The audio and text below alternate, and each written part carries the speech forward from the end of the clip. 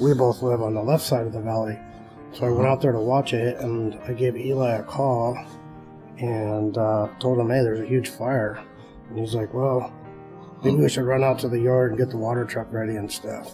I didn't think it was that bad, but I could hear all the wind going. So then all of a sudden he called me, and then another person called me and said, and then we just went straight to the yard and we fired up the D8 and the D6 and just went at it. From that ridgeline in Napa, I was looking this way towards Sonoma. And as far as I could see, and I've been up there numerous times over the years, every single thing was on fire.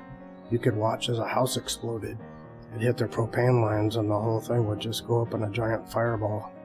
And yeah, it was scary and nerve-wracking being up there. Fire was starting to, it was like waves coming at us, you know? So what I tried doing that night was bulldozing and hitting half fire and half of dirt to try to stop the lines. And then Danny would stay behind and you put out whatever was left. And then we keep on going, jumping ridges. When we got about 2.5 miles down, we're looking at a huge neighborhood with over 3,000 homes in it. And there was no fire trucks, there was no nothing. And it kept inching closer and closer to that area. It actually got pretty close in a couple spots. We were right up near people's homes bulldozing. And at that point, there was no time to break in front of the fire. We actually drove through the fire right at the edge and just started pushing dirt. And we were trying to save all the oak trees and all the trees before it goes into the creek, because once it goes into the bottoms, you can't stop them, you know? The fire would have kept on going. Yeah, they're called fingers when you're on top of the ridges. So fingers that run down is like where water runs into all your neighborhoods off the hills around here. And we knew if it got in those tree lines, it was too steep and there's no way we could get in there. So that was first priority.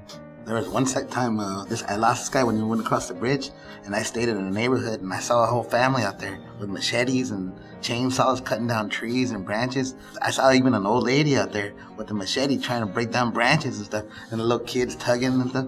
So I just felt bad for him. So I figured, give him a couple of whacks and make it look nice. And I went back around and gave that place 3 passes, on a big ridge. I made him maybe a 28-foot road on both sides of their house, and they were all happy. Everybody was all waving, and there were some parts that we had to let go. There was a couple houses, he wanted to get to one, and I told him it's already too close. That house is already gone, and you could watch that fire within 3 minutes take that entire house, and it was sad to watch. But we knew if we didn't keep doing what we were doing, we knew the same thing was going to happen in that neighborhood. I guess we did a good enough job, because during the whole fire, when it was active in that part of there, CAL FIRE never did bring up dozers.